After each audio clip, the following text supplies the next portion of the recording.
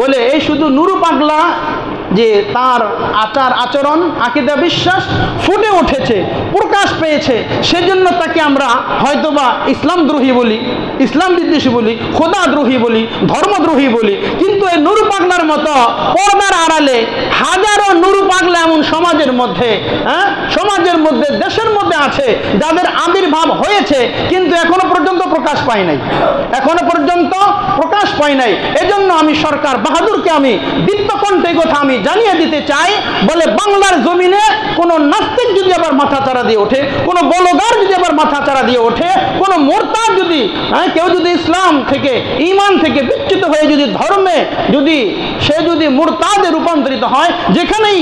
ধর্মে রূপান্তরিত হবে, যখনই মুরতাদ হবে সেখানেই তার ব্যবস্থা নেন। যদি এই ব্যবস্থা নিতে পারেন তাহলে বাংলার মুসলমানের ঈমান আকীদাকে